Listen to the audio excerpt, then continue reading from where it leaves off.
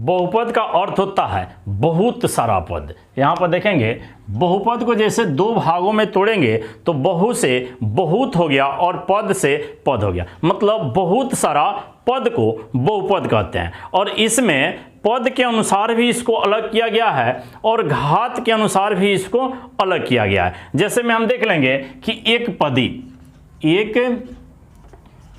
पदी बहुपद, इसके बारे में जानेंगे। तो जिसमें पदों का एक पद होता है उसे एक पदीय बहुपद कहा जाता है। जिसमें एक पद होगा, केवल और केवल एक ही पद रहेगा, तो इसको हम क्या कहेंगे?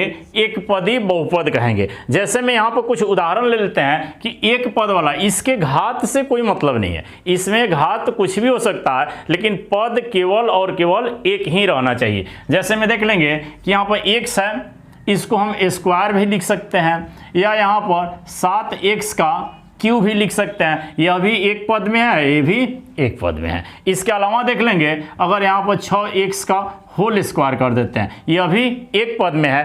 तो एक पद वाले बहुपद को एक पदी बहुपद कहा जाता है। इस तो क्लियर हो गया। अब जानेंगे द्विपद वाला। तो द्विपदी बहुपद जिसमें पदों की संख्या 2 हो तो उसको क्या कहेंगे? द्विपदी बहुपद कहेंगे। द्विपदी बहुपद जिसमें पदों की संख्या, द्विपदी बहुपद, इसके बारे में जानेंगे। द्विपदी बहुपद, इसमें पदों की संख्या 2 होती है। कितनी होती है? पदों की संख्या 2 होती है। जैसे देख लेते हैं यहाँ पर जैसे कि 3x स्क्वायर हो गया और प्लस में x हो गया, यह द्विपदी है, मतलब एक पद यहाँ है और एक पद यहाँ है। इसके अलावा कुछ भी उदाहरण ले सकते हैं, x + 4, यहाँ भी देख सकते हैं कि एक x पद हो गया और एक यहाँ पर 4 हो गया, दूसरा का पद हो गया। मतलब 2 पदों की संख्या जिसमें हो वह द्विपदी बहुपद कहलाता है। अब जानेंगे त्रिपदी बहुपद के बारे में। त्रिपदी बहुपद, देखो एक पदी क्लियर हो गया, एक पद हो गया, इस सब में एक पद है। जैसे में द्विपदी में यह सब क्या है? द्विपद है, ठीक है। और त्रिपदी बहुपद के अंतर्गत आता है 3 पद वाला, कुछ भी संख्या ले लेते हैं, 21 हो गया, इसके बाद में 2x का होल स्क्वायर प्लस 4 हो गया, या 3 पद में हो गया, 1, 2 और 3। त्रिपदी बहुपद में पदों की संख्या कितनी होती है? तो 3 होती है। इसके घात से कोई मतलब नहीं होता है, यहाँ पर 3 रहे, 5 रहे, 8 रहे, 10 रहे, जो भी रहे उससे कोई मतलब नहीं है। पदों का मतलब इस पद को गिन लेंगे, 1, 2, 3 ठो पद है त्रिपदी बहुपद, 2 ठो पद है द्विपदी बहुपद, और उसके अलावा एक ही पद है तो एक पदी बहुपद के अंतर्गत चला जाएगा। 4 गो पद है तो चतुर्थपदी बहुपद हो जाएगा, तो 4 पदों वाला हो जाएगा। इसके अलावा देख लेंगे शून्य बहुपद क्या होता है।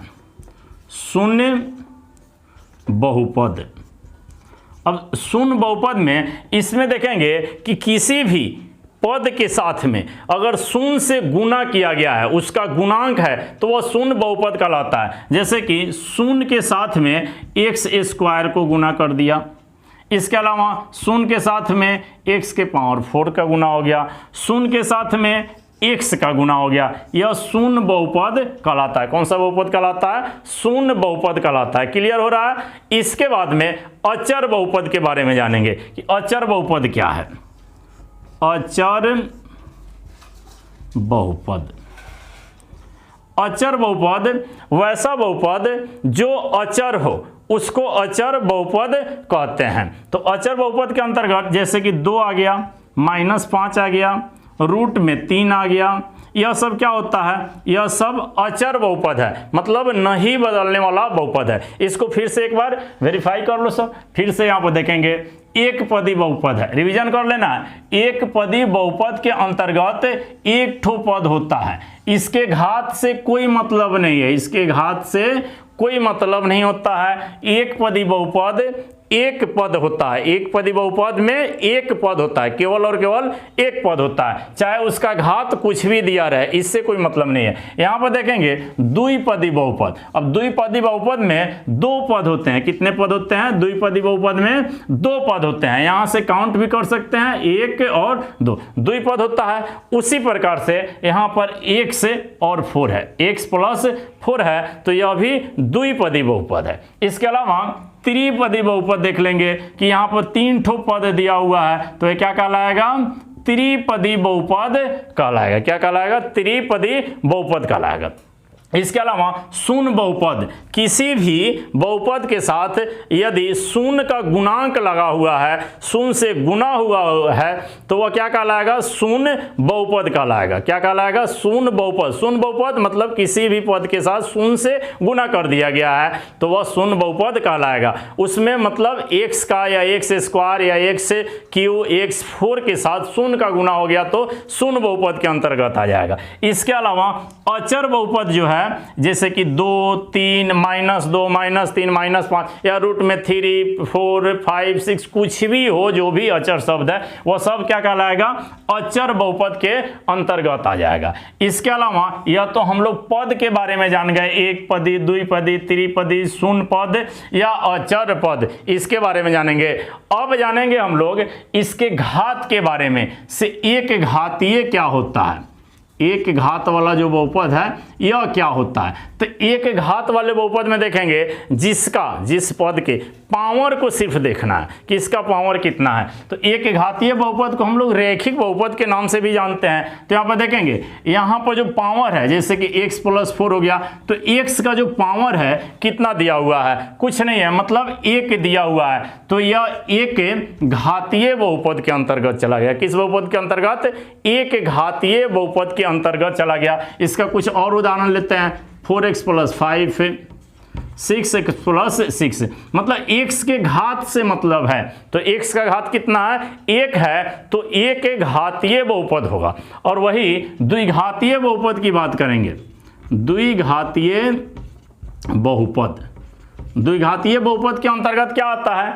जिसका घात 2 हो। क्या हो? जिसका घात 2 द्विघातीय बहुपद के अंतर्गत चला जाता है। सिर्फ ऐसे x² है, यहाँ पर सिर्फ पावर देखना है, 2 है, इसके पद से इसको कोई मतलब नहीं है। कितना भी पद रहे, 3, 4, 5, 6, जितना पद लगा दो, लेकिन उसका घात सिर्फ ध्यान रखना है कि इसका घात सबसे ज़्यादा कितना है। तो इसका 2 है तो द्विघातीय बहुपद हो गया। इसके साथ में कुछ भी लिखा हो, x² + 4x + 5, कुछ भी लिखा हो, इससे कोई मतलब नहीं है। यहाँ पर इसके घात को सिर्फ देखना है, इसका सबसे ज़्यादा घात कौन सा है? तो 2 है, तो द्विघातीय बहुपद हो गया। वही त्रिघातीय बहुपद की बात करेंगे। त्रिघातीय बहुपद या त्रिघातीय बहुपद, तो इसमें घातों की संख्या कितनी हो जाएगी? त्रिघातीय बहुपद में घातों की संख्या 3 हो जाती है। कितनी होती है? घातों की संख्या 3 होती है, हमेशा याद रखना है। देखिए x का होल क्यू, और x का होल क्यू हो गया, मतलब यहाँ घात कितना है? 3 है, तो यह त्रिघाती बहुपद के अंतर्गत चला गया। कौन चीज में चला गया? त्रिघाती बहुपद के अंतर्गत। और इसका व्यापक रूप भी देख लेंगे, क्या होता है व्यापक रूप? ax का होल क्यूब प्लस bx का whole square plus cx plus d, यह इसका व्यापक रूप होता है। क्या होता है? यह इसका व्यापक रूप होता है, जिसमें सबसे ज्यादा घात कितना है? तो 3 है, तो यह त्रिघाती बहुपद के अंतर्गत चला जाता है। चतुर्थ घाती बहुपद कह ले या द्विघाती बहुपद कर ले, एक ही बात होता है, मतलब जिसके घात की संख्या 4 हो, इसको द्विघाती बहुपद के नाम से जानते हैं या चतुर्थ घाती बहुपद के नाम से जानते हैं। जैसे x के पावर 4, इसके अलावा इसमें कुछ भी हो, सिर्फ पावर को हमको देखना है कि चतुर्थ घाती या द्विघाती बहुपद में सिर्फ पावर को ध्यान रखना है कि पावर 4 होना चाहिए। इसके आगे पीछे क्या लगा हुआ है इससे कोई मतलब नहीं है, लेकिन यहाँ पर जो भी पावर हो, यहाँ पर जिसे 4 है तो यही सबसे ज्यादा घात तो यही है, तो यह चतुर्थ घाती बहुपद के अंतर्गत चली जाएगी। अब यहाँ तक तो आप लोगों को क्लियर हो गया होगा। यहाँ पर देखेंगे एक पदी बहुपद क्लियर हो गया, एक पद वाला, द्विपदी बहुपद, 2 गो पद वाला, त्रिपदी बहुपद, 3 गो पद वाला।